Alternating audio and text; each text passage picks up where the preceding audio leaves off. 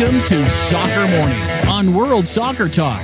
Here's your host, Jason Davis. Good morning, everybody. Welcome into Soccer Morning. Here we go, live on a Thursday.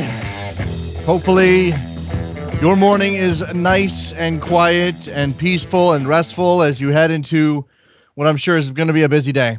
Does anybody not have a busy Thursday ahead of a Friday when you totally want to slack and do nothing? Who wants to actually do any work on Fridays? Thursday is when you got to pack it all in, get it all, everything together. Like, do extra work so that you can completely slack on Friday because it's just difficult with your mind looking ahead to the weekend to get anything done. We're definitely going to pack in a lot of stuff. Now, I figure tomorrow's show will probably be good too. But we're definitely going to pack in a lot of stuff on today's program. David Cartlidge will join us from Spain to go over some interesting stories in La Liga in Spanish football. I mentioned the Martin Odegaard story. There certainly is something surrounding Real Madrid at the moment, not directly influencing their league campaign or their Champions League campaign. In fact, they got some good news on the league campaign front, I say good news. They have a good result from yesterday that we'll get into here in a second. Now I got Barcelona, obviously, Atletico Madrid, all the heavy hitters in Spain. We'll talk to David about those guys. And then news out of Philadelphia in the aftermath of that extraordinarily terrible performance by Rais Mbolhi in Kansas City against Sporting in a game that Philadelphia ultimately lost 3-2, despite having a lead into added time. He has been let go. He has been sidelined. What happened exactly? Kevin Kinkead from Philadelphia will join us. We'll talk through all of the issues surrounding the union, but mostly Rais Mbolhi, who did not seem to work out, was making an awful lot of money for the Philadelphia Union to play some pretty terrible goalkeeper. So that's what you have to look forward to today. After that, we'll take your phone calls later on in the show. Certainly talk about whatever is on your mind. Remember, next week, we may have a full 2.5, 3 days of build-up. I suppose 3 days of build-up until USA Mexico in San Antonio next week. That's a Wednesday game. So if you want to get in early, what you expect out of Jurgen Klinsmann's roster, which should be delivered this weekend. The man waits and waits and waits. Mexico's already got some names out there. Cubo Torres is in their team. I saw a couple other names floating around. Where is our U.S. men's national team roster? Where is that roster?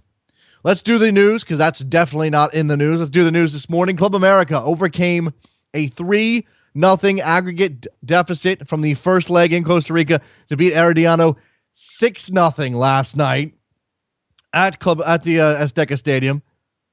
6-0 for Club America. They advanced to the Champions League final against Montreal. The first leg will be there in Mexico City. The second leg in Montreal. So you have a surprise entrant in Montreal, and you have Club America, who we always thought would get here after they went down 3-0 in Costa Rica. It looked questionable, but they just absolutely blitzed Herediano last night. And watched some of that game. They had the deficit over and done with within the first 20 minutes. It was 3-0 Club America in the first 20 minutes, and it just seemed a foregone conclusion from there. When they scored in the first 3 minutes, I tweeted, "Hey, Montreal, get ready for your trip to Mexico City." So what chances do the Impact have against Club America with a first leg in Mexico City? Look, they surprised us with what they've done so far. It's possible to surprise us again. Club America, probably the best team in the region, most talented team in the region. It's going to be tough. Midweek MLS last night in Vancouver. The Whitecaps get a 2-2 draw with Columbus Crew SC. Kai Kamara scoring twice for the Crew, or for Crew SC. It's going to take some getting used to. Meanwhile, Octavio Rivero scored again for Vancouver. That's 5 already. And Darren Maddox scored on the very nice play between him, Kakuta Mane, for the Whitecaps. It was an entertaining game, had that on as well. Little double soccer action on a Wednesday night. Can't beat that. Can't beat that. Octavio Rivero, very good, obviously. Kai Kamara's second goal. Someone's going to have to explain to me what happened there. The feed I was watching, which I believe was from TSN, went from a shot of the sideline and some players milling about to the ball in the back of the net and Kai Kamara celebrating. So I still don't know what happened there on Columbus' second goal. But they split the points there in an MLS game in the midweek. Casey Keller, Siggy Schmid, and Glenn Mooch Meyernick have been elected to the U.S. Soccer Hall of Fame. Meyernick posthumously. He passed away a couple of years back. Casey Keller and Siggy Schmid, both deserving candidates. Now, I need to go back and look at the list of candidates who did not get voted into the Hall of Fame, because I imagine there are some questionable names being left off of this list. No problem with any of these guys, any of these three individuals, but I imagine somebody got left out that should be there. We'll certainly open up the phone lines and take a look at the U.S. Soccer Hall of Fame a little bit later in the show. Who doesn't love a Hall of Fame discussion? Like, if I wanted to rile producer Trevor up, and this is not true, I don't believe this in a second, but if I wanted to rile him up and he didn't know I was messing with him, I'd say something like, Derek Jeter's not a Hall of Famer. And we would have a fight, and it would be fun.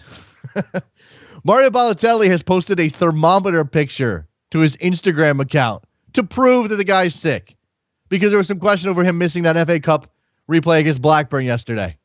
So he had to go on Instagram and post a picture of his temperature being 37.6 degrees or something Celsius. Anything over 37 is, hey, you definitely got a fever. Is this really what it's come to now? If Mario Balotelli misses a game and it's supposedly for illness, we're going to question everything now. He's going to have to Instagram pictures of his thermometer. It's ridiculous. Bayern Munich has moved past Bayer Leverkusen in the German Cup on penalties. That happened yesterday, as did Arminia, damn it, I almost had this. Arminia Bielefeld getting past Mönchengladbach. Now, Bielefeld is in the third division of German soccer, and they beat Mönchengladbach, who I believe is still a top 5 German team right now. I don't have the standings in front of me, but they are up there somewhere in the top of the Bundesliga.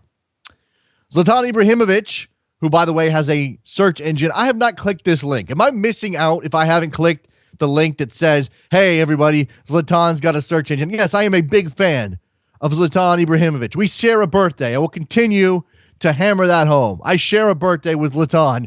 That's pretty damn cool. But why should I care about his search engine? What exactly is it? Does it have Pac-Man when I go to does Zlatan Maps have Pac-Man?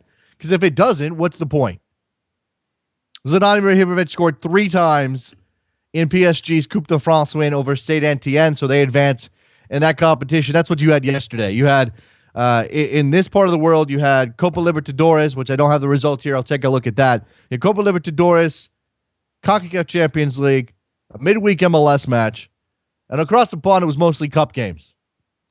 A couple of league matches, I think, in Spain. Barcelona with a big win, and obviously Real Madrid with a win as well. We're going to talk to David Cartlidge about those things in just a second. Let's go ahead and clear out of the way. Get David on the line. Talk some La Liga. Talk Martin Odegaard at Real Madrid. It'll be a blast. Don't go anywhere. Soccer Morning. WorldSoccerTalk.com. Face in the crowd. You're talking too loud. But I can't hear you calling.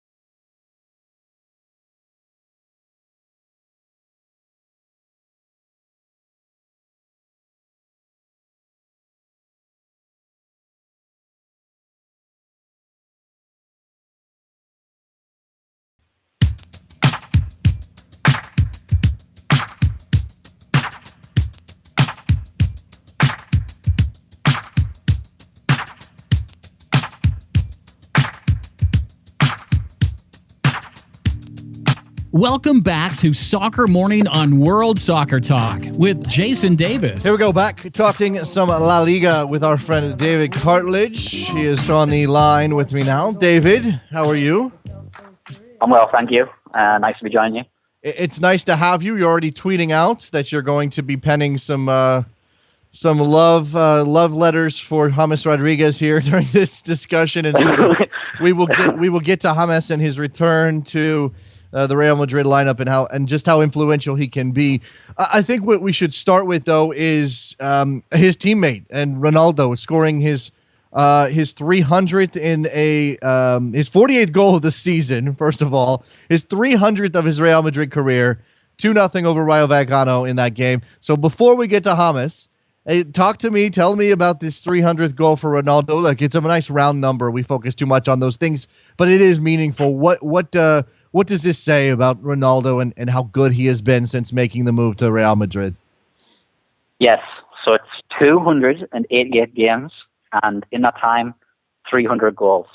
It's just a staggering number, especially in modern football as well. And the league that he's playing, he's not playing in the joke league here as much as people like to say that it is sometimes.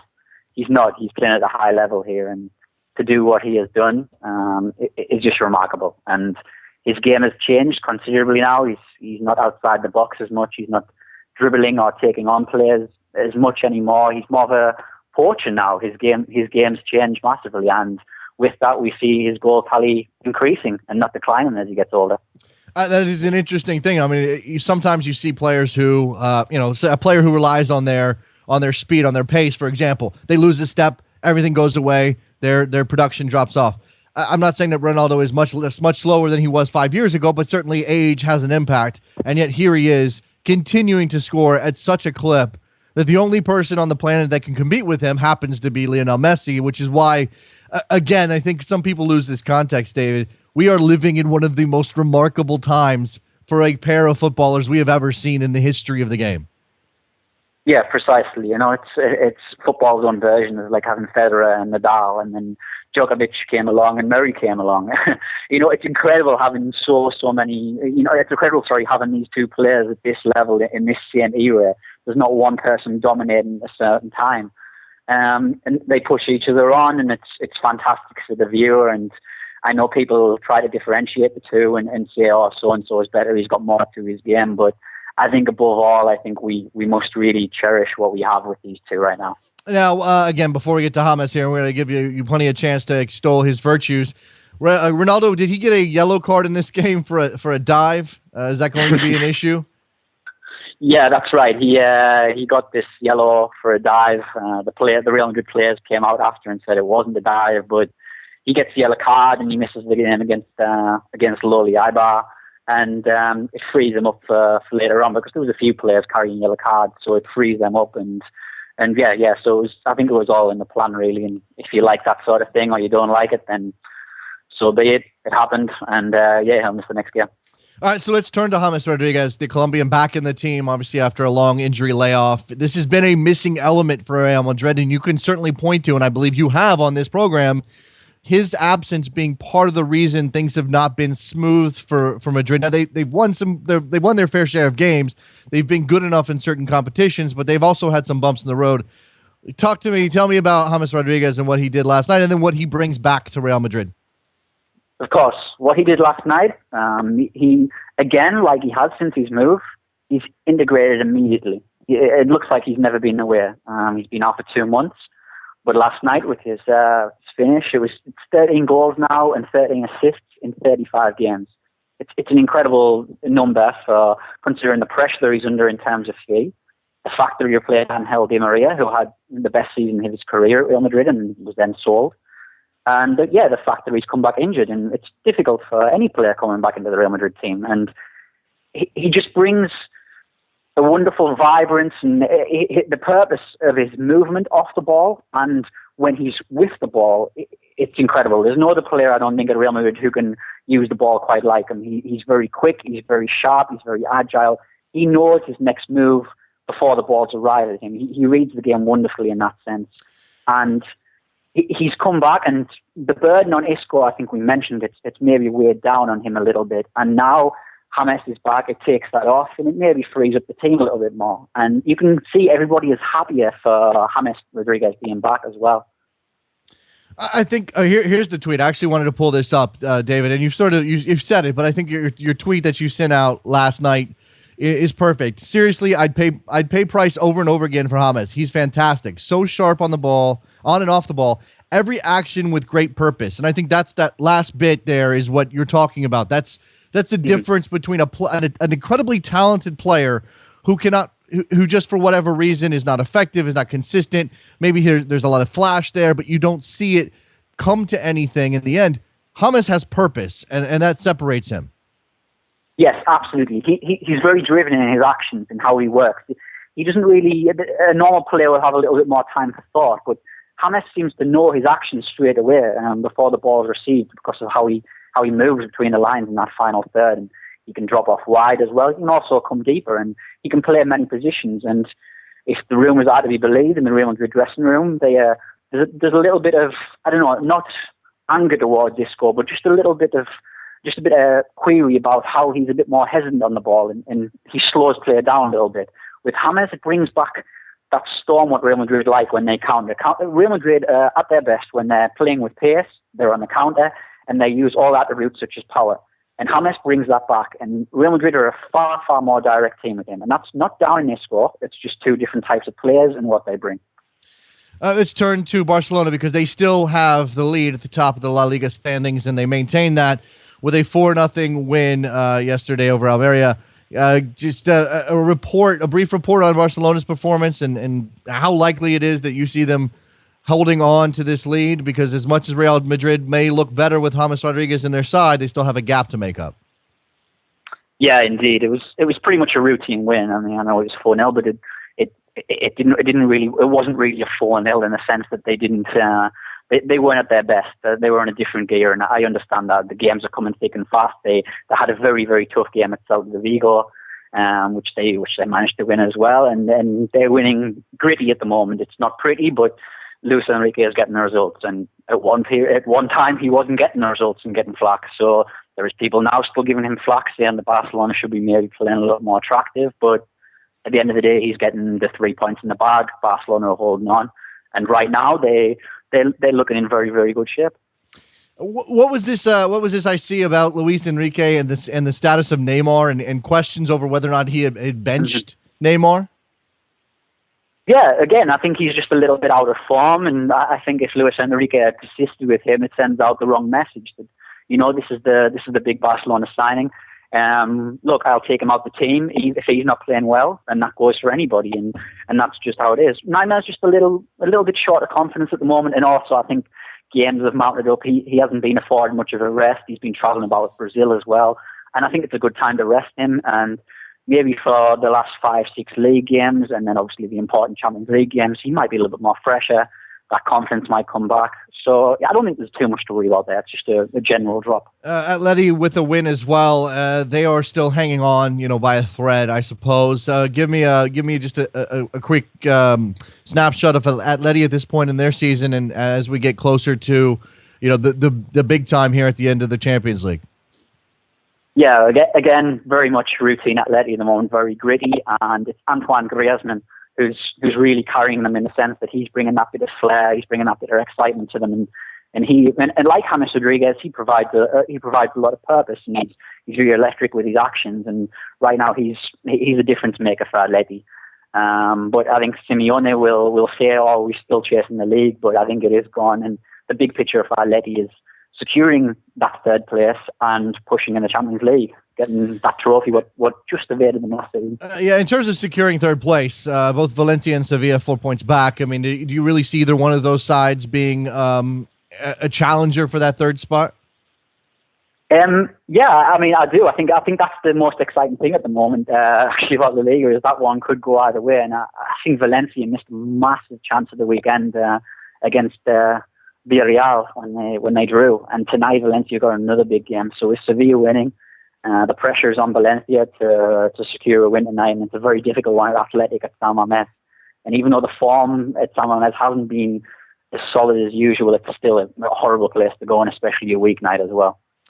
Let's. I left this a little bit into the conversation because it certainly isn't applicable to the league race. It isn't applicable to any of the Champions League efforts of these clubs. But the story of Martin Odegaard at Real Madrid, like he's one of those phenom players. He's obviously made a lot of news for debuting for Norway at 15 years of age. He's incredibly talented. Real Madrid, as you would expect, won the race. Not as you would expect, certainly, to win the race, but certainly it was involved and had a very good chance and ultimately did sign him. Now, the question I have is, well, first, lay out for anybody who doesn't realize or hasn't heard what's going on with Odegaard, David. What exactly is going on with Odegaard in terms of his attitude, his place, and how Real Madrid has been bringing him along? Yeah.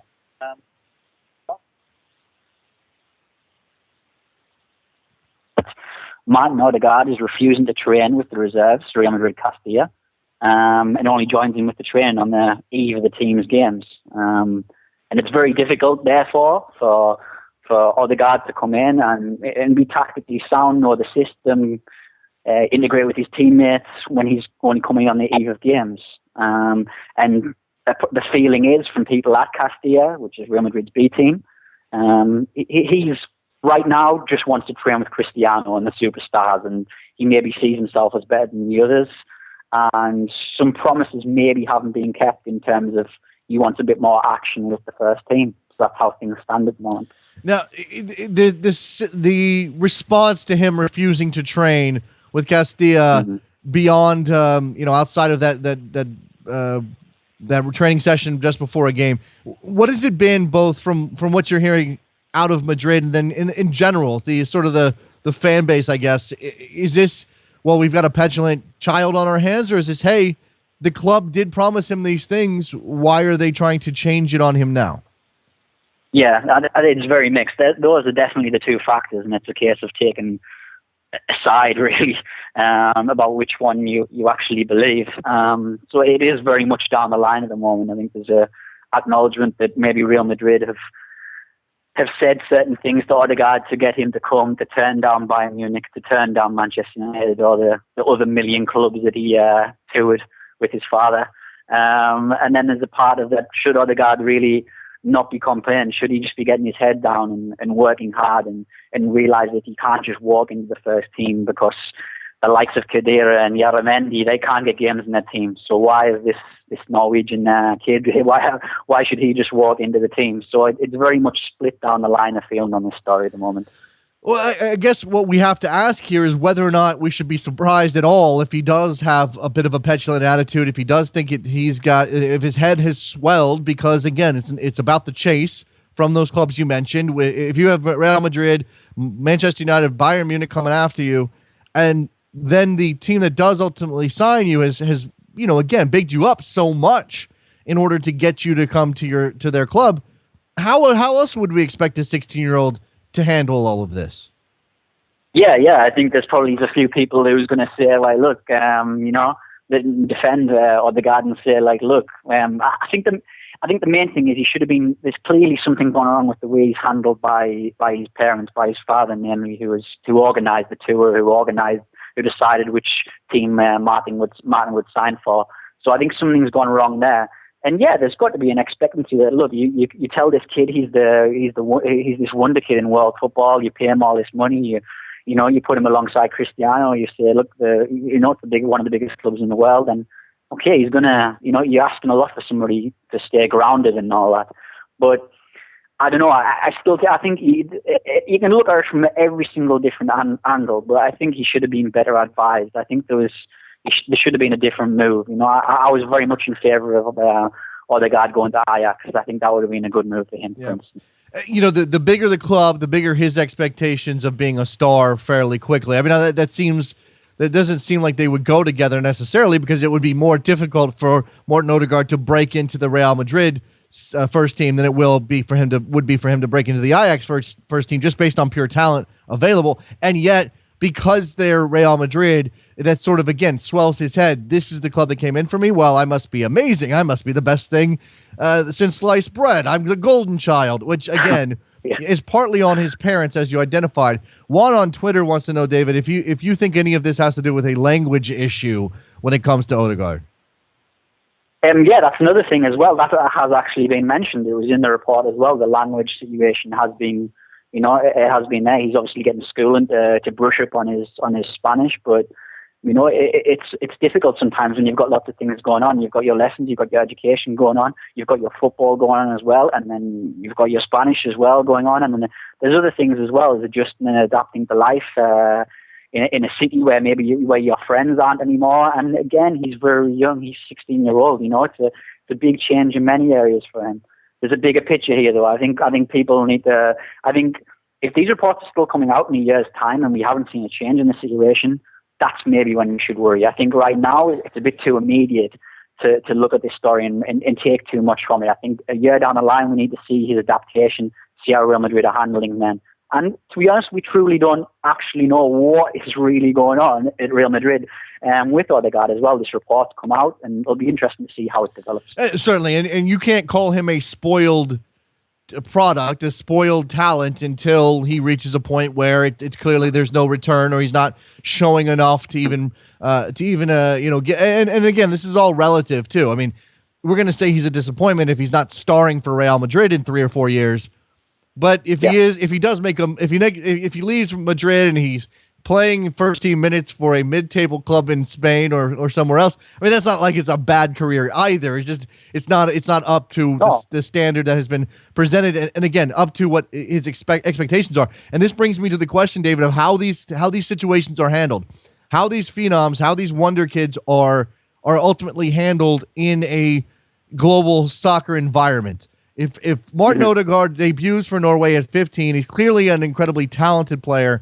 Is the best thing for the next best thing for his career to happen is for all of these big clubs who are going to spend millions of dollars on him to come in for, well, not millions on him, but I mean that spend millions and billions of dollars on talent in general to come in for him? Is that really the best thing for his career? No, certainly not. I think it should have been done a lot more under the radar. And like I said, a move to Ajax would have allowed him to develop in a way away from the microscope of football, and especially with Real Madrid. The media is brutal here in Spain sometimes, and these stories are going to be picked upon all the time. This is just the first of many what we'll see over the next year. There's going to be more to come.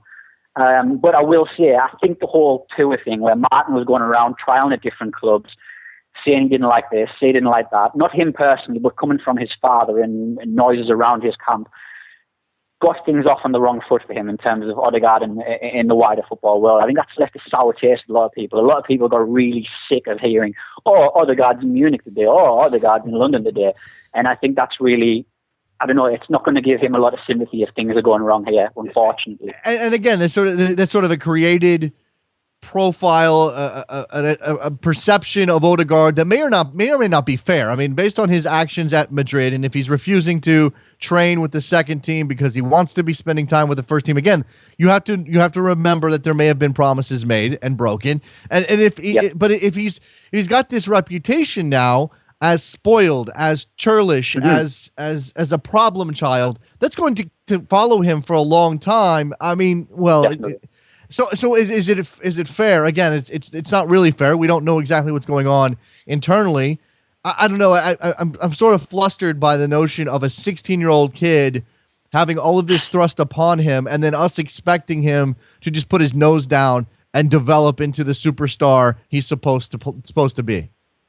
Yeah, precisely. That's what a lot of people told me on Twitter yesterday, because I don't know. I was one of those people very much soured by the whole tour thing, and when I heard that this kid was maybe putting his nose up at training with the reserves of Castilla, especially given all the money he's on and the problems that are currently in Spain at the moment, how much players are earning and what they're getting, and a bit of humility would have been nice. But then a few people came back and said, "Look, what do you expect? This is how his life has already started in football." So I understand both sides of the argument completely. David, we don't get a chance to talk MLS topics with you very often, but I think we absolutely have a chance to today. You were tweeting yesterday or the day before, I apologize, don't have the timeline down, that Andoni Iraola may be moving to MLS from Athletic Bilbao. What's the story here? Yes, that's right. Iraola is the fourth highest appearance maker at Athletic Bilbao, a very historic achievement, and they're pretty much historically the third biggest club in Spain after Real Madrid and Barcelona. He's made over 500 appearances. He's 32 now. Injuries have piled up a bit, but he's still a very capable player, as we saw as Athletic beat Real Madrid not so long ago. He was one of the men of the match in that game, and he's got an option to renew his contract at the end of the season, a further year with Athletic, and he's decided he doesn't want to do that, and he wants a new adventure, and that adventure will be MLS. There's no particular team in mind, but his daughter has just been born. He wants her to learn English, and America is the best place for that, he believes, and he likes the idea of going there. But the Spanish players have gone, as we know. So he'll be looking for a club in MLS this summer. Do you have any sense if he's had discussions now? Obviously, with the structure of MLS, he's going to have a contract with the league, and then there'll be some process by which he is put with a team. I suppose somebody's already got a claim on him through the convoluted MLS rule system. But are you aware of an actual contract being discussed yet? No, not at all in terms of a team or anything like that. It's just a case of, this has been known for quite a few months. He wanted to leave, and he was deciding where's best, and it's came to light that he believes the States is the best place for him. This will be interesting to see. I mean, I'll ask my listeners now. Hit us up on Twitter at Soccer Morning. Who could use a right back of this quality? Because he immediately becomes one of the more dependable defenders in the league, just based on his experience and the level he's capable of. Just to widen this out just a bit, David, before we have to let you go, is this I don't say it's a trend, but are you aware of within La Liga players of maybe this age, 30, 32, 36, 34, 36 years old, deciding, hey, now it's time for me to try something different, especially players who've been at one club for their entire career, and make the jump either to MLS or even, I mean, there are some other opportunities, whether it's Australia or China. Is this going to become a bigger thing for Spanish players? Yeah, definitely. I think it's going to be an increasing trend over the next 3 to 4 years. And again, Errol is 32. We're not talking about somebody who's 37 or 38 here. He's still got a lot to give, so it'll be a brilliant signing. Whoever gets him gets an absolutely fantastic right back who I think could play 2 more years in the Liga. If he's treated right in terms of how many games he gets. But yeah, I think this is going to be a trend. A lot of the players want to learn English. They've obviously got children. They want them to learn English. America can give a good way of life for them, and there's a Spanish population obviously in America. We don't have to go on about that. And yeah, it's a great move. I think better than China or Australia or anywhere like that. Well, we actually did hear. I learned this myself. There's actually a friendly planned for Boise, Idaho, where apparently there is a large Basque expatriate population. I was not aware of this. This is fascinating to me. I wonder if we've got anybody listening in Boise who might want to give us their insight on the Basque community there. But that's So there not only is there a Basque community in the States who may be interested to learn about this. Clearly, every team that needs an upgrade at right back. Now the question, David, and maybe you don't know this. But I guess we'll have to speculate as to what his salary demands might be. I mean, whether he wants to make the move or not, he's going to want to get paid what he's worth. And in MLS, we obviously know that over a certain threshold, he has to be a designated player, which there are only 3 slots per team. So it's a matter of also who has that open slot. If he is going to be, I imagine, this is a player that's worth something approaching $1 million a year. Yeah, definitely. I mean, I don't know what David V is on, but it will probably be half of that. It won't be anywhere near as that much. He's not a big earner at Athletic Bilbao as well. He's a very humble, professional sort of guy. I don't think he's going to go around making any demands. He just want a nice paycheck to end his career on, but nothing outlandish, I don't think. David, appreciate the time as always. As we get ready to wrap this up here, just give me your sense of again, you outlined earlier. We sort of brushed past it. The intrigue in La Liga being right now in that battle for third place with Atleti trying to hold off Sevilla, Valencia. What's the crucial moment? What's the crucial thing that these teams need to do in order to make sure they have a chance at that third place position? Yeah. I think the big factor is Sevilla have European commitments. So everybody will be watching them to see how they can manage coming back off the European fixture midweek. Valencia, Villarreal, and they don't have that problem. Atleti obviously also have that problem. So it's a case of Valencia and Villarreal coming into games fresh. And basically tackling that situation. And tonight it starts. Tonight is a huge game. Valencia must beat Athletic. I think it's San Mamés tonight to really say, look, we're in this race and we're going all the way to the end. So I would advise people to watch that game tonight. David Cartlidge, follow him on Twitter. It's David, Jaca. He's brilliant every time he comes on the show. David, we appreciate your insight as always. Enjoy the chat. We'll talk to you soon. Thanks, man. Great talking to you. All right, there goes David Cartlidge. Good to have him on. Let's set this up. When we come back, we are going to grab Kevin Kinkead from CBS up in Philadelphia. We'll talk about Rais Mbolhi and his ouster as goalkeeper for the Philadelphia Union. Don't go anywhere. Be right back.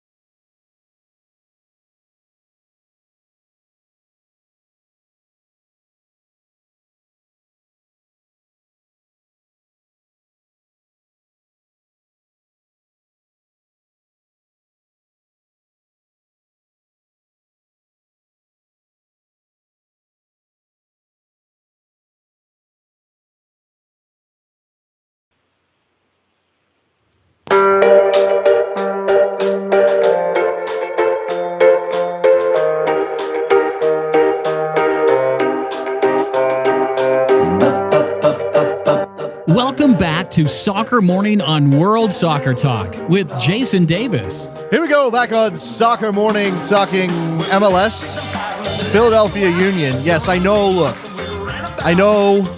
earlier in the week we had a kind of a bitch fest for Union fans. They got some frustrations out over the state of the team. We questioned some of the decisions being made at the top. We questioned Rais Mbolhi being the starting goalkeeper for the Philadelphia Union. Well, that situation has changed. Kevin Kinkead from CBS Philadelphia and the Philly Soccer Page is on the line to talk about it. Kevin, how are you? I'm doing well, Jason. How you been, man? As you said before we came on the air, it's kind of funny and hilarious and saddening and a million different things that we're talking about this 5 weeks into the season. That we had to have a press conference, Kevin, for Jim Curtin to express that Mbolhi is essentially done. Give me how you parse this language. Well, I think the silver lining, first off, in that is just it seemed like this was inevitable. At least we get it out of the way 5 weeks into the season as opposed to 5 months into the season, But no, I think Jim chose his words carefully yesterday, and he basically said, look, it's a performance thing. And, clearly he wasn't playing up to his abilities. And even he was a different goalkeeper even than what he did in the preseason. He had a pretty good preseason, saved the penalty that helped them out in Florida. They got a preseason trophy out of it. And basically just kept trying to say that, it's the performance and that it just wasn't working out. He was hesitant to come off his line. He wasn't commanding the box. Said it didn't really have anything to do with personality or attitude or anything like that, which I think is false. Sure. Probably false. But I think that he was just doing a good job just trying to minimize the whole thing and say, look, this is what it is, and he's just not going to work out for us. So they're going to change. Jim Curtin came out and gave us a bunch of coach speak on Mbolhi then. Yeah. And it's. I mean, everybody knows what the case is here. He obviously, the body language was really poor. Obviously, didn't have any kind of relationship with his central defenders or even the fullbacks as well. I mean, Ethan White and Stephen Vittoria and Rais Mbolhi just wasn't working out. Body language was poor. It was almost sardonic, I think would be a good word to describe it. Sort of derisive, mocking, maybe. And when the ball went into the back of the net, there was no sort of positive reinforcement. People were looking at each other. What's your problem? What's going on here? I don't think he ever had any kind of good relationship with anybody on this team. And so I think it was probably a combination of all those kinds of things, Well, I mean, look, this is not a story unless it's a player who they chased for a while and who they were paying big money to. And I have an issue with paying big money to a keeper in MLS period. Although, I mean, from a team perspective, guys should get whatever they can get. But if you're an MLS team and you're paying a goalkeeper, how much was Mbolhi on? Probably close to. Well, they listed him at $240 last year, but it was much higher than that. The overall amount of financial resources that they allocated to him. There was a transfer fee that was paid. Transfer market listed, I think, at about $300,000 or something like that. And then even then, I had people telling me last year that he was a DP, and now apparently that had been paid down or something. So it's what Tannenwald was saying is probably right. It's probably close to $500,000 overall. That's maybe insanity. Even more if you want to look at the overall money that they gave to it. Yeah, that's insanity. So again, this is a story because he played so poorly, because his attitude was clearly wrong, because of the way they lost that game in Kansas City, but also because of how much money they paid him. And yeah, you could argue that this is addition by subtraction for the Union, but you had to have the big kerfuffle and have the press conference and have Jim Curtin come out and explain all of this in coach speak. And now you look at this, and I know, Kevin, you're probably as tired as any Philadelphia Union associated person of the goalkeeper jokes. But now we look at the roster. You loaned out Zach McMath to Colorado, where he's not playing, by the way. You got Andre Blake, who's not fit at the moment, is my understanding. So we're going to go with John McCarthy. Is that where things are right now? Yeah, and what's ironic about that, Jason, is that Nick Sakevich, I think, came out last year, and there's a quote where he said, look, I think now we have three of the best goalkeepers in the league. And he was talking about Rais Mbolhi, Andre Blake, and Zach McMath. And fast forward to 5 games into the 2015 season, and neither one of those is starting. You have the 22-year-old kid who was the USL goalkeeper of the year last year, who played for the Rochester Rhinos. So let me just back it up a minute here. Let me just try to give the ultimatum on the Mbolhi signing and how it was made and what happened. At the time, remember John Hackworth had just got fired, and Jim Curtin was the interim coach.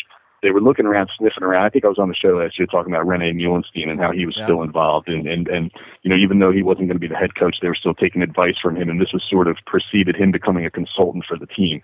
So I think that Muhlenstein was involved in the Mbolhi thing. Nick Sakevich was involved in the Mbolhi thing.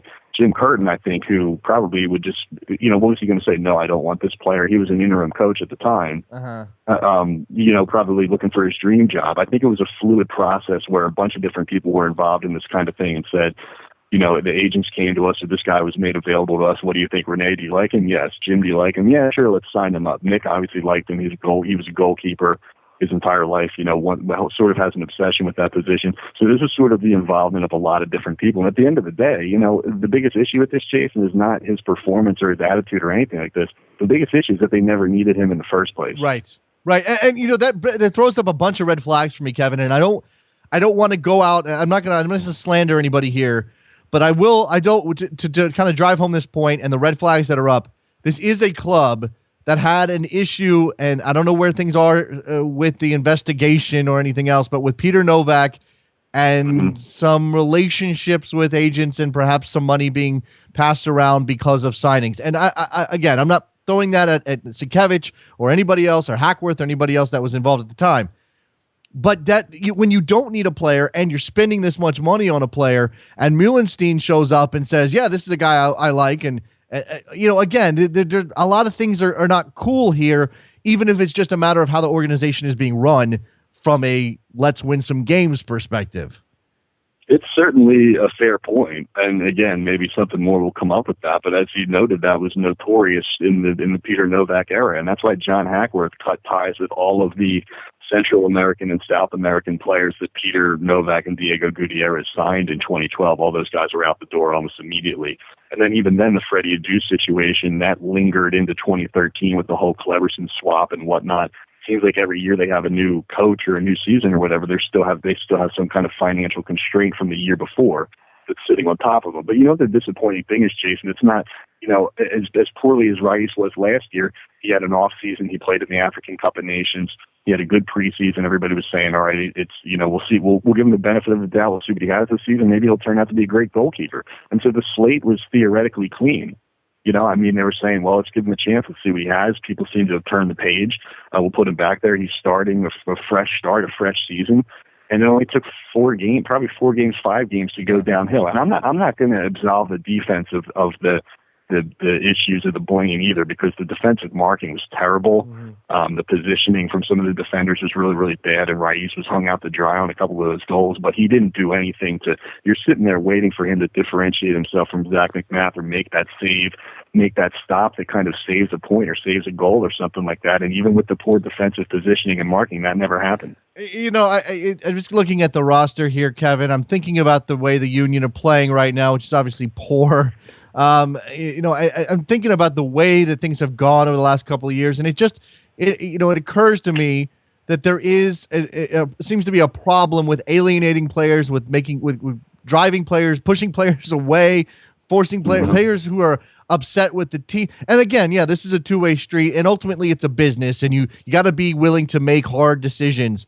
But you anger Zach McMath by drafting Andre Blake. Now he's on loan when you could probably use him. You're bringing in Mbolhi, which obviously, on that kind of money is going to be questionable to a lot of guys. You've got the Carlos Valdez situation, which has gone back and forth and back and forth. Austin Berry is traded for, and now he's on loan. They couldn't get anything out of Austin Berry. Are you serious?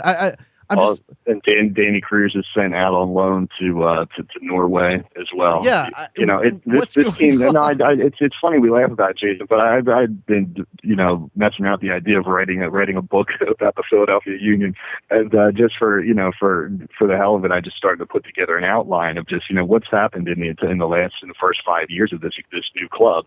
And the story is phenomenal. I mean, even just the dysfunction and the signings and the trades and the on the field and the off the field, even all the stuff that's on the record, Jason, makes for a ridiculous read.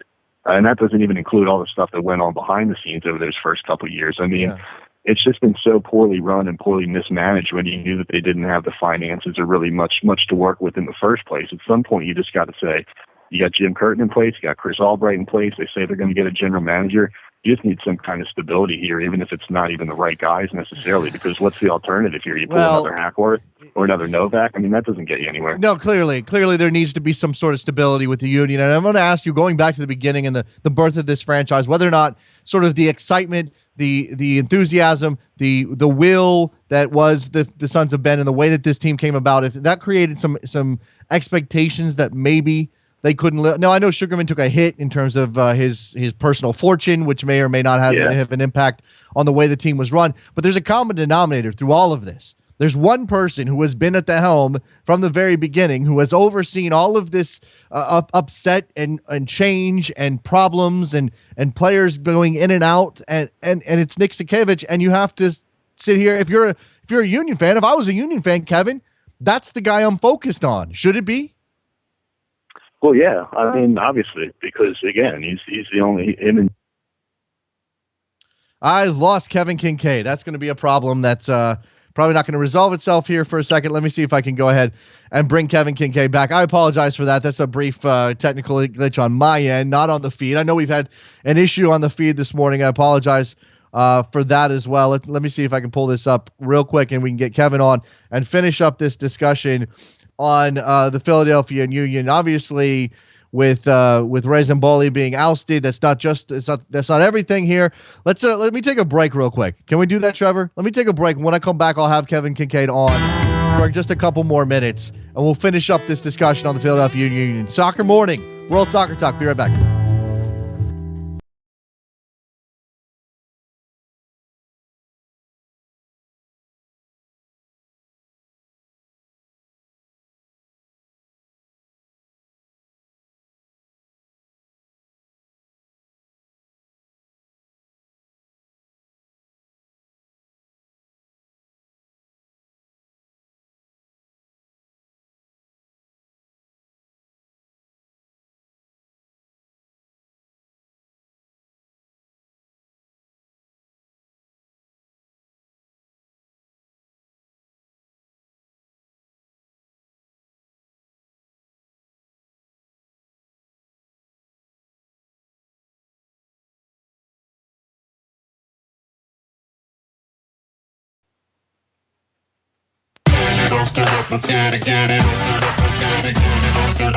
Welcome back to Soccer Morning on World Soccer Talk with Jason Davis. All right, so Kevin Kinkead is back on the line with me. I apologize for the brief technical interruption. We were talking Nick Sikevich, and Kevin, again, he's the guy in charge. He's the guy who makes most of the decisions, even if it's not the personnel decisions. He's the one choosing the coach or choosing the GM who's making those decisions, so the buck has to stop with him. No, it does. And I'll be the first to give Nick the benefit of the doubt and saying, look, he's got nothing to work with. I mean, Jay Sugarman basically has no money to work with. We all know what happened to his stock and what happened to his company, which was based in real estate when the housing bubble collapsed in like 08 or 09. Okay, now beyond that, yes, Nick hires the coaches and puts this in place and puts this in motion. I think he got it right at first with Peter Novak, who was a good coach. He was a good in-game coach. He made the right substitutions. He had some talent on this team. And then I think when that whole thing blew up, Nick sort of overcorrected and wanted to get involved with things, wanted to be the GM, wanted to have a say in signings, wanted to do this and wanted to do that. He's not the easiest guy to work for. He doesn't rub fans the right way with some of his comments. And whether it's his fault or not, I mean, he's the guy at the top. He's the one who puts the hires into place. They don't have a general manager. They don't have a sporting director. The coaching carousel and the people who are coming and going and the players. I mean, I don't know who else you could pin the blame on other than him and Jay Sugarman. Well, the problem is that you're not getting rid of either one of them, are you? I mean, we see this situation like with the New York Red Bulls and their fans being upset over the way Mike Petke was treated and having a Red Bull out campaign. Well, the problem is that ultimately the owners are the most difficult people to dislodge. You can bring pressure and maybe get a coach fired. You're never going to bring enough pressure to force an owner to sell. And the ways to get there are ways that fans don't want to go, a road that fans shouldn't want to go down. So what's the answer then? What do Union fans do? Just throw their hands up and deal with it and hope things get better? Well, unfortunately, I think they're sort of apathetic about the whole thing. The Sons of Ben that you look to, is to be maybe the creative force or the leaders on that. They're all fractured. They don't really seem to be on the same page. One group wants to black out and boycott. The other ones say, no, we're here for the players, And then the other half, that's only 3,000 people in the stadium. If that, the other, 15,000 people in the stadium are all just casual soccer families who are going to go and enjoy a game just for the hell of it anyway. So that's sort of split. It's almost more apathetic. It's more apathy than anger, I think. And that's probably the most dangerous part about it. And I think that the shame is that the Phillies are terrible. The Sixers are terrible. The Flyers are terrible. There was such a good opportunity for the Union to do something this year and to become relevant and steal some fans and stuff like that. Now you got a lot of people who are talking about they're not going to renew their season tickets. They're not going to come down this Saturday. They don't care. Why should they buy this? Why should they do that? That's the most dangerous point. I think when people are angry, that's good. I think when they're apathetic, that's bad, and that's where it's leaning right now. Now let's hope that some fire gets lit underneath the butts of everybody up there in Philadelphia. This is a town with a reputation, Kevin, of caring and being vocal when they're upset. I mean, I don't want my Philadelphia sports fans, whether it's soccer or anything else, to just sit around and let this happen. I want that Philly. I want that Philly vitality, Kevin. Hey, listen, the thing about Philadelphia, and people can say whatever they want to say about this, Philadelphia is a big market. Philadelphia is a big market. It's the number 4 television market in the country. It's a huge sports town, and whether they're playing in Chester or not, whoever the owner is, I think the overriding feeling here is that this is a big market team that's behaving like a small market team. And whatever the resources are, whoever's the owner, whoever's running the place, this is not performing up to the standard of a Philadelphia team based on the market size and the kind of fans that you have here and the kind of sports town that this is. And so that's probably the most disappointing thing overall is that the window is wide open for them to do something this year and just win a couple games and sort of draw some attention away from a rebuilding Sixers and a rebuilding Flyers and who the hell knows Phillies and try to do something, but that hasn't been the case. And so I think more than anything, that's probably the thing that's been the most disappointing. Kevin Kinkead, follow him on Twitter, Kevin KCBS3. He works at CBS Philly and writes at the Philly soccer page as well. Kevin, appreciate your time. Thanks a lot for your insight, man. All right. It's always a pleasure, man. Let's take a break. When we come back, we'll open up the phone lines. We'll talk to you guys. What's on your mind? You can get in the new phone number, 646-832-3909. Be right back.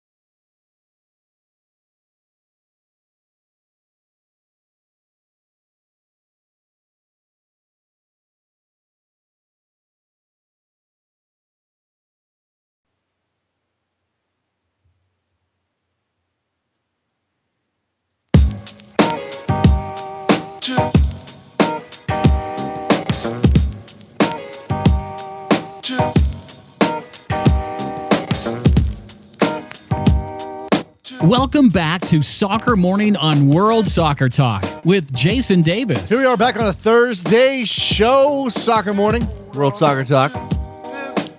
Phone lines are open, 646-832-3909. That's not toll-free, but I imagine you have a cell phone that has free long distance because that's how this world works now, right? I suppose you could use Skype and call us from Skype and it would be free, right? I don't know. I would love to have a toll-free number, but I feel like that's kind of passé now. We don't need a 1-800 number anymore. Everybody's long distance is mostly free on their cell phones. Do you ever think about that anymore? Like, oh, crap, I'm dialing long distance. Who does that? Who cares? Do you find yourself like dialing, like having to dial a 1? Like if you have a home phone, still requires you to dial a 1 when you're calling at long distance, and you're like, wait, what? I have to do what now? The phone requires me? That's crazy. New FIFA rankings are out. I'm not sure you care about this. I'm not sure I do either. But here you go. The headlines for the new FIFA rankings are Belgium rose to its highest ever spot at number 3 in the monthly rankings. Germany still number 1. Argentina number 2. Colombia drops from number 3 to number 4. Brazil at number 5. Netherlands at number 6, despite all of their little issues, despite all the issues that they've been having recently. Still at number 6. Switzerland and Spain, 9 and 10. Costa Rica is in 15, so that's the highest ranked CONCACAF team. Mexico is 18, and the United States is up 5 spots to number 27. So the U.S. was at 32, now they're at 27. Whatever. I mean, seriously, whatever. I know, like, ultimately we get to World Cup time, and you're going to want to be high up the rankings so that you maybe can get seeded. We've been there before. The United States isn't going to get seeded. It's just not going to happen. The United States would need to win this tournament coming up at the Gold Cup. They need to win Confederations Cup next year. I'm sorry, 2017. They'd need to win Copa America next. I mean, literally, in order for the U.S. to get to the point where seeding for 2018 is even a possibility, there has to be so much. There's so many things have to happen that it's almost worth just ignoring the rankings. But hey, we like to measure ourselves against at least our CONCACAF opponents. And again, here you go. Costa Rica at number 15, top ranked team in CONCACAF. Washington says, glad you have a New York City area code because my office, believe it or not, blocks us from making long distance calls. Why are you calling from your office phone, Washington? I know its quality is probably better. But again, are you like watching your minutes so closely that you can't call from your cell? I don't understand what's happening here. Maybe there's some other consideration involved there. 646-832-3909. 646-832-3909 is your phone number to give me a call. Talk about the FIFA rankings. Talk about the United States roster coming up for that game against Mexico. Remember, this is not a FIFA date. Not everybody's going to be available. You're going to end up with some difficult choices. Now you have Michael Bradley available. You have Josie Altidore. There's all the MLS players that will be able to play with MLS actually taking a break to give time for this April friendly against Mexico, which again is a little backwards, that the way that MLS has run their schedule. Because hey, let's make way for a friendly that's not a FIFA day on a FIFA day. But when it comes to FIFA dates, we'll just play right through those. Sure, that's the way it should be, right? It's a Wednesday. I mean, it's not like you have a lot of games scheduled on Wednesday typically anyway. But you do have USA Mexico in this friendly. Expect to see guys like Ventura Alvarado. Would he come up for this game? Mexican-based player. Maybe you expect him to be there. Right back. Is he a right back? Is he a center back? Especially considering the options available. And for me, the intrigue is not going to be at forward. That's where Josie Altidore is going to play. Giassi's artist I expect to be in this team. Breck Shea will probably be in this team. Michael Bradley. Mix Diskerud, now an MLS player, will be available. Beasler and Gonzalez. Is that who we're going to see at center back? Does anybody else deserve a look? I continue to wonder, again, Matt Hedges, real shot at this. We're going to give him a real shot at this. Who plays left back? Does Breck Shea play left back? Who's your left wing player? Who are you going to put out there? Does Miguel Ibarra get another chance to show himself on a big stage against Mexico? That's a big question. Again, it's a big stage because it's Mexico. It's not a big stage because the game is going to feature the best players either country has to offer. There will be some absences that would make each team better. Certainly Mexico is going to go with a team of secondary, third level players, B or C or whatever. But if the Americans end up having Josie Altidore, Michael Bradley, Clint Dempsey, and even going back, Omar Gonzalez and Matt Beasler, who again featured heavily in the World Cup. If that's what the United States trusts out there, is it fair to call that a B team? Because if you needed to win a game against Mexico, you would start Michael Bradley. You would start Josie Altidore. I don't know if you would start Gonzalez or Beasler necessarily, but I'm not sure you have a lot of better options at the moment either. John Brooks a better option than either one of those guys at the moment. Ventura Alvarado just now in the team, a better option than either one of those guys at the moment. I don't know. Let's go to Washington. What's up, man? Washington, you're on the air. Hey, what's up there, Jason? How's it going? I want to know what you thought, okay? What do you think is a successful outcome, short of winning, of course, for Wednesday's friendly with USA Mexico? Because I'm starting to get the feeling that Senor Gennady is in like a abusive relationship with Jurgen Klinsmann, and Senor's like, but he loves me, and so he keeps him on. What's going on here? What's it going to take to get rid of Jurgen? Wait, is that what are we rooting for that now, Washington? Are you sort of like, let's sow the seeds of destruction so that we can get out from under the yoke of Jurgen Klinsmann? Is that really how we're thinking as a fan base? The thing is, I don't want that to be the case. I'm wondering if I should be there at this point. I'm wondering. I want to hold on to hope. I do.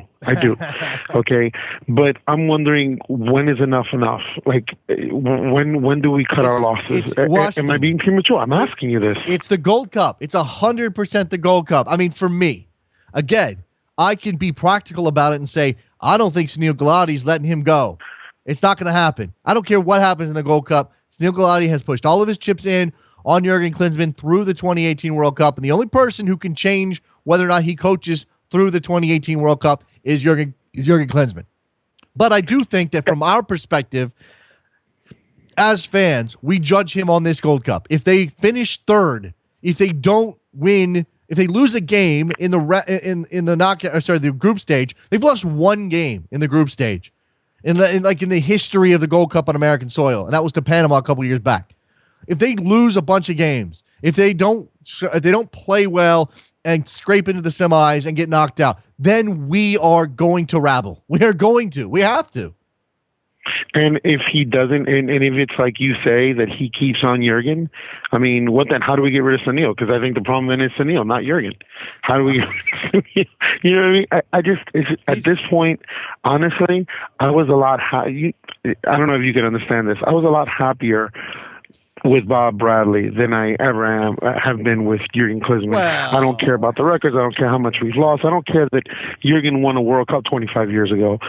I was just happier. I felt prouder. I felt like this was our guy. With Jurgen, I was hoping that this was our guy, but it's been such a letdown. It really has. I don't know. I mean, I think it's easy for me to say that I was happier when Bob Bradley was in charge. I'm not sure that that's the case. I do remember ahead of the Confederations Cup in 2009, being pretty down on Bob Bradley, that the team was playing pretty poorly, that there were questions whether or not he should keep his job then.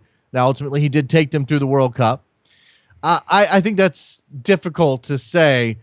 Really, the Confederations Cup, the one where we beat Spain, the eventual World Cup winner, that one? Is that the one you're referring to? No. I'm talking about before that. Just before that. Remember, Washington, they scraped in to I do remember the that. knockout rounds to the of that tournament. Yeah, I think it was like two ties and a loss or something ridiculous like that. They got them in. They scraped in. They had to beat Egypt by a large goal difference in order to make it through. They ended up doing that. They scrape in because remember they had lost to Italy. They obviously beat Spain. That was huge. That was a fantastic moment for American soccer, and I'll never forget it. But I'm not sure that at various points I was always that high on Bob Bradley either. I think he's a good coach, and I think we probably need to give him more of his due in retrospect. But I'm not saying right now is that Jurgen Klinsmann is frustrating me, but I'm going to give him a chance here to show us. He is frustrating me. And the thing with Bob Bradley, I hate to put it this way because I'm usually not this type of person, right? But at least he was one of us. And sometimes I feel like Jurgen looks down on anything that's American. Oh my God! And maybe I'm just being oversensitive. I don't know, but it's the feeling that I got right now. Yeah. He's got a lot of ground to cover. All right, appreciate the call, Washington. Thanks a lot. Take care, let's move on. Alex in Northern Virginia, what's going on? Hey, what's going on? I just kind of wanted to comment on Washington was saying. Okay. Jurgen does have the contract to be the technical director after he's the head coach. Do you think maybe it's time for Sunil to maybe accelerate that clock a little bit? Maybe start looking at somebody to coach the first team? Alex, keep him on? Alex, who picks if Jurgen Klinsmann's technical director and Sunil Gulati has given him the entire key ring to all of the doors and in the building, and he's in charge, who picks the head coach?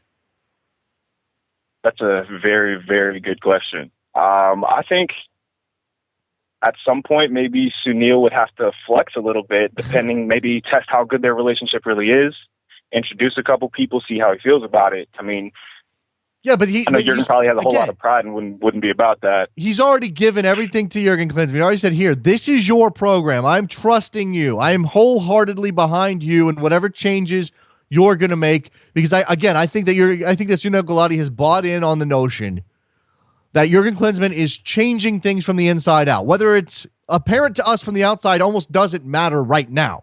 That this is a long game, and he's playing that long game by giving Jurgen Klinsmann so much power. Now, if it comes to the point where Klinsmann says, I'm better off stepping back from the sideline, going up into the box, being the technical director, taking a big look at all of these programs, trying to get things integrated, et cetera, he picks the coach. Because I think it's going to be, for him, it's going to be important that the senior team coach be somebody he can work with. Now, does that mean like, promoting somebody from the inside like Andy Herzog, or does that mean going out and getting a bigger name? I don't know. Bertie Vogts is hovering in the background again. So I don't know what's going on. Well, I mean, if you look at it, Jurgen's traits almost work better as a technical director rather than an actual manager.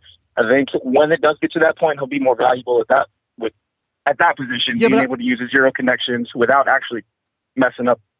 Yeah, but I'm afraid that if he does step back, if he just sticks around as the technical director and he's the one in charge of picking the coach, that we're going to have a bad situation. He picked Aaron Winter in Toronto. That didn't work out. That did not work out. Now, no problem. That was, again, thanks for the call, Alex. That was about a cultural change as well. I mean, he wanted to change the culture of TFC, and TFC brought in Jurgen Klinsmann as a consultant. This is all pre-U.S. national team, obviously. Brought him in as a consultant, said, hey, what should we do? Jurgen, you're all-knowing. Jurgen Klinsmann, you have trophies. You took Germany to the semifinals in 2006. You're our guy. What do we do? What did he do? He brought them Aaron Winter. And Aaron Winter did what in that job? Badly? I mean, poorly? Terribly? Tried to fit a culture onto a construct it wouldn't fit on. Does that sound familiar? Based on the struggles of the United States right now, does that sound familiar?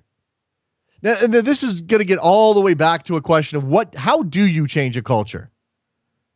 TFC had had deep intrinsic problems.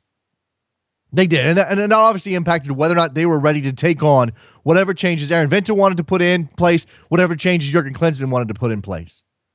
But I would argue that because of the how long U.S. soccer has been established, and yeah, it's not as long as the rest of the world, but still, you've got 30 years of this is the way that we do things, and this is how we play, and this is our structure, this is our system. How do you break that down and change it into something that will ultimately be better? Now, there's going to be growing pains.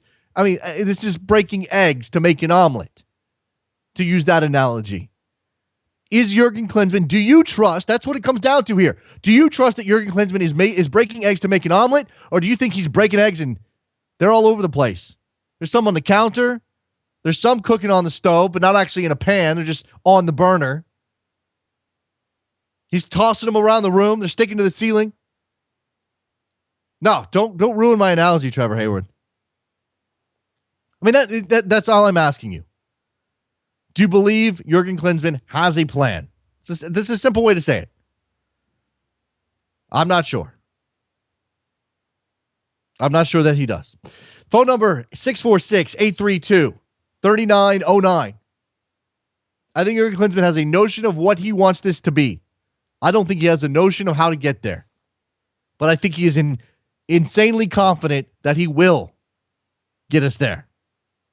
That's what makes him attractive to people like Sunil Gulati, to people like the TFC brass. Because he presents as a guy who knows how to get it done, when I'm not sure he really does. David, you're on the air. What's up? I have been put in the holding queue. Jason, Sunil Gulati, not only does he not have the key ring, he doesn't have a key. He's got like a temporary badge for every time he comes into U.S. soccer, because he's not even a salaried employee. He's essentially a volunteer. And this is the problem. We can have these discussions about Sunil Gulati, axing Jurgen Klinsmann. He may or may not have that direct power. I'm not sure. I bet you he doesn't. But the thing is that we can't talk about us as if we're like any other soccer federation in the world, because we're not. And this is one of the big problems. We need to have a president of our federation whose sole job is running that federation. Okay. And we don't have that. Okay. I think that's a fair argument. When you said you're not sure if he has the power, I think he ultimately does. Maybe not unilateral power. There is a board that would ultimately vote on what to do. And in fact, they voted on giving Klinsmann his new contract just before the World Cup last year. So there is and that includes Don Garber. I think Merritt Paulson just stepped down from that board. So there's other, and I think the USL president is now on that board. It is an interesting situation, David. And you're right to say that it's difficult to put it in a context of the wider soccer world because everything operates so differently here than almost anywhere else. I think that's fair. Yeah, I was just going to say that, with another FA, when it's the president's daily job, he can in the morning decide, it's time to make a change. And by noon that day, that guy's gone. Well, it doesn't happen here. No, I'm not sure that I would want that necessarily to happen, David. Somebody firing a coach on a whim because they woke up on the wrong side of the bed and feel like things aren't going the right way. And I don't know that I want a collection of people like the Mexican League owners to be making the decision the way that it happens down there. But at the same time, you do have a structure in place that doesn't lend itself to this sort of pressure that maybe other countries. I mean, certainly this is something that Klinsmann bangs the drum about all the time, is that there's not enough pressure on his players. Well, that's true, and there's also not enough pressure on the coach of the national team, and there's not enough pressure on Sunil Gulati, and I think that's fair enough. And let me ask you, so when Bradley, I believe, was not fired, his contract just wasn't renewed. Am I right about that? You might be right about that. I mean, that's what happens. We don't fire coaches mid-cycle. Their contract ends, and we either decide to go another year with them or another 4 years with them, or we just go out and find another coach. We don't fire coaches because we don't have the structure to do it. I mean, Klinsmann at this point would have to post a video of himself raping a young kitten in order to get fired. Yeah. I'm telling you right now, this guy is our coach until after the 2018 World Cup. Okay, I got to let you go, David. That was unbelievable. I'm not sure can I end the show on that? Guillermo says, wow, your listeners really dislike Klinsmann. I don't share their impatience. The U.S. men's national team will win the Gold Cup. I don't think they're the favorites right now. And in fact, I was asked to write a little 50-50 preview for ESPN FC about the game coming up next week. And I was asked, one of the questions involved was who's going to win the Gold Cup. I picked Mexico. Now, I think that Costa Rica might be a better bet right now, but Mexico's got the talent, and I think they're ahead of the United States. And I don't know how you make the United States the favorite in the Gold Cup. I don't know how you feel confident about that at all. All right, let's wrap this up. Thank you very much to our guests today, David Cartlidge and Kevin Kinkead. Good insight from them as always. Make sure you go to backheel.com/store, buy yourself a lovely mug. You can go to 30fc.com to buy yourself a t-shirt, and make sure you are going to worldsoccertalk.com, supporting the show that way. iTunes ratings and reviews, those help us out a lot. We'll be back tomorrow with a Friday show. I told you, Fridays, you want to slack? We're not slacking. I don't know what we got lined up yet, but we won't slack. I promise. We'll be back tomorrow. See ya.